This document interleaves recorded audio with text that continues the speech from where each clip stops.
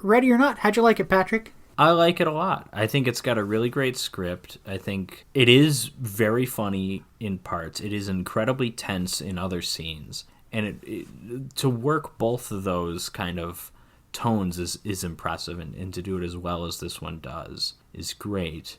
This movie reminds me of a couple of other movies I've seen. Definitely You're Next. Although it's different from You're Next because You're Next is like it's a home invasion movie with a kind of a twist on it where the person that they're trying to kill in this house just happens to be like a master survivalist and they don't know that going in. Mm-hmm. And here, I mean, I like that. I like You're Next a lot. But like here, I like Samara Weaving's just a pretty normal person. She has to learn A, what's going on, but then also B, how to defend herself in these scenarios. And it's not like she's incredible at it. She succeeds mostly because she's A, really determined, and because B, the other people are incredibly inept, and I like that. Yeah, I agree with you on all your points. The script is definitely great. I mean, that might be one of the brightest spots of this movie. And other than the script, I just mean, like, I don't really want to call it character development, which I guess is the script. I just like the way all the characters are brought to life by all these actors. And as far as I know, most of the actors are, mostly unknown. Like, I know that some of them are Canadian actors, and they're like in well, like, and then a lot obviously of Andy Canadian things. McDowell. We know Andy McDowell. She was a big deal back in the day. Notting Hill and no, not Notting Hill. Forwarding's and Funeral. Excuse me. The inferior Hugh Grant romantic comedy. Notting Hill is a freaking masterpiece. Don't at me. But yeah, and so obviously her, and then the other actors. I mean, like I said, I sort of know who Adam Brody is. I don't really know how well known or what he's known for. Samara Weaving is on her way to becoming a movie star, though. I think this was kind of the movie that brought her to a lot of people's attention. She had done some stuff before this. She's in The Babysitter, which she's really good in that. I don't like the movie that much. Oh my god, that movie. Is that another horror movie? Yeah, it's like a horror comedy. It's the horror comedy that I don't like. That's just like way too goofy. But it was like, I felt 80 years old watching that. Like, if that is what like the kids are into nowadays, like that was just one of those movies that is just like, oh my god. And then there was the Babysitter sequel where she has a small role in. And then what else did she do? She did something. She was in Mayhem, which is. She plays kind of a similar character in that. Mayhem's pretty good. She's great in that as well. And then since this, she's done... I haven't seen it, but I know she did Guns Akimbo, which I think is a Daniel Radcliffe movie, like an action comedy. I can't confirm. And then she was either Bill or Ted's daughter in the most recent Bill and Ted movie. Oh, that's right. Okay, which I haven't seen, but I know she's in that. So yeah, I feel like she's just starting to kind of get on people's radars who aren't necessarily big horror fans. Yeah, I think she's a really talented actress, and I think she's going to continue to have a great career. She's very pretty too, which helps. She looks a lot like Margot Robbie. Yeah. I was actually... She's Margot Robbie with like a bigger nose and bigger eyes, I think. And they're both Australian, coincidentally. Not all Australians look alike. I'm not saying that. Yeah, Hugh Jackman looks exactly like them, and same with Hugo Weaving. But Nicole Kidman doesn't because she was born in Hawaii, even though she's Australian, so she looks different. Was she really born in Hawaii? Actually, Nicole Kidman kind of...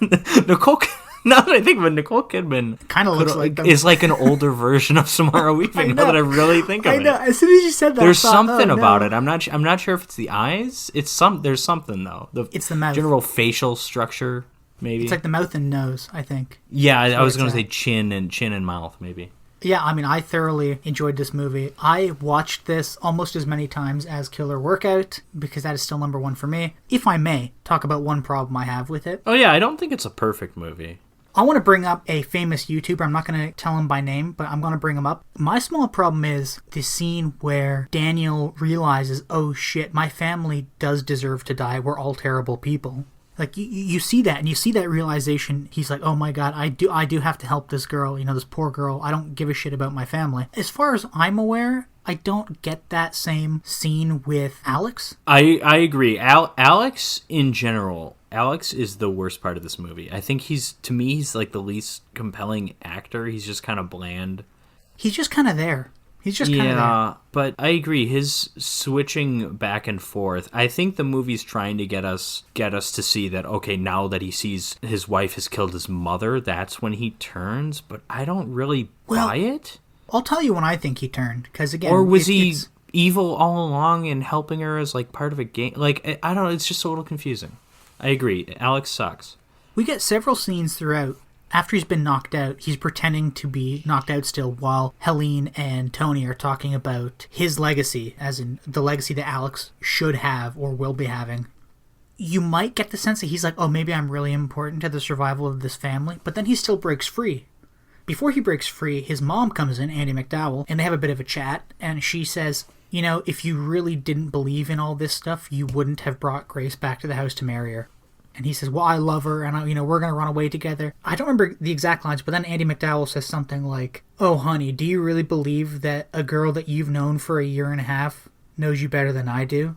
And Alex starts to cry. So you might think, well, maybe there he's realizing that he really does care about the family and the family's continuation. But then you're right. When he comes down the stairs, as you mentioned earlier, and he sees that Daniel's been shot in the neck, perhaps he's thinking, oh, Grace shot him. But then when he walks in on Grace beating his mother to death, you're like, oh, Grace is killing my mom. But I think the actual switch happens when he goes to approach Grace and she steps back. And he realizes that she will never love him, even if they both get out of this thing. I mean, I guess I understand. That makes sense. To me, that just makes Alex that much dumber. Mm-hmm.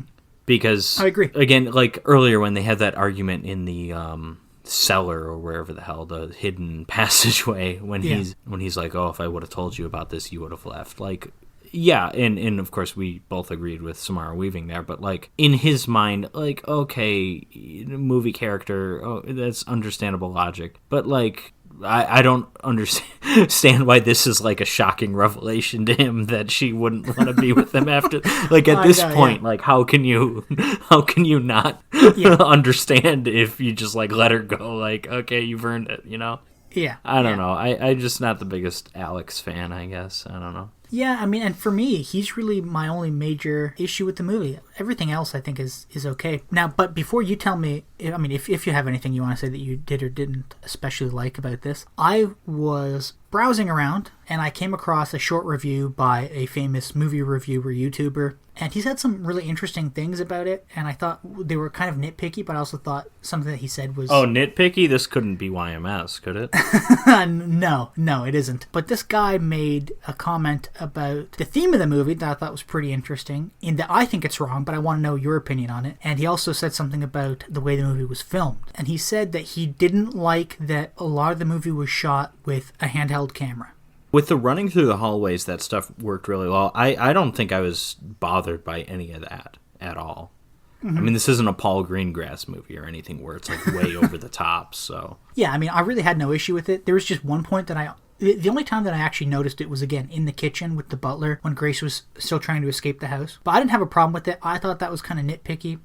The other thing I wanted to know your opinion on was this YouTuber said that a main theme of the movie was that rich people are different. And I thought, that's not the main theme of the movie. I couldn't tell you what the main theme of the movie is. The main theme of the movie is that rich people are fucking psychos. That's the theme. This is very clearly a social commentary, satire, whatever you want to call it. And I think it's incredibly good at that. I think the whole, even the when none of them know what they're doing, like the Emily character, who's...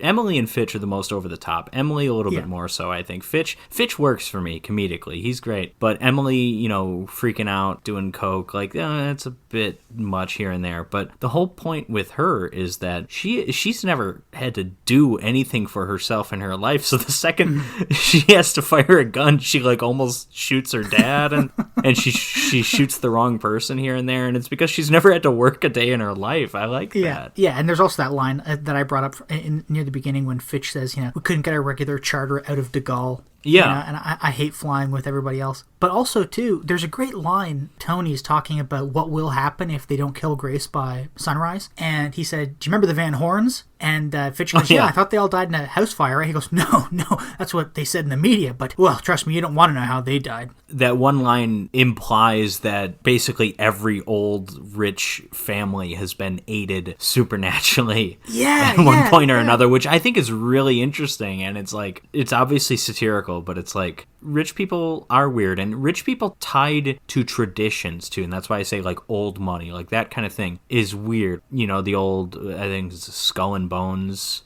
club at like Yale. You know, okay, they do some weird stuff. I don't remember the name of it at Oxford, but the one that David Cameron, Boris Johnson, and basically like every super rich person was in. You know, the one where David Cameron had to fuck a pig? Yeah, that one. Like, pig. Yeah. Rich people, rich people's traditions are super weird. And that's why, like, as ridiculous as this movie is, it's you understand it on that level, on that kind of satirical level, where it's like, okay, this isn't as much a stretch as like you initially think it is. Obviously, it's a huge stretch. The movie's not really meant to be taken seriously, but I don't know. I like that. I also like that one of this film's producers, and he appears in the movie briefly as Mr. LaBelle, is a member of the Vanderbilt family. No, really?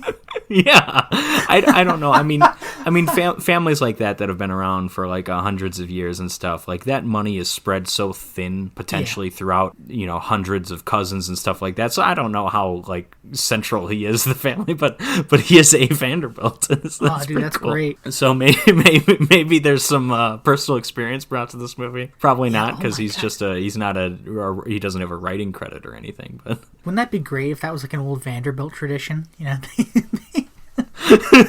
After this movie comes out, there's just an FBI investigation on the Vanderbilt estate, and they find like dozens and dozens of skeletons. That'd be wonderful. And goats. Well, goat skeletons, sure, yeah. Yeah, I like this movie. I like it. Again, I don't think it's really scary, but as a horror comedy, it is very tense, and it's very funny, and it's pretty effective, I think, in its satire. It's pretty good on that level. Yeah, especially with the Fitch character, I think. Yeah,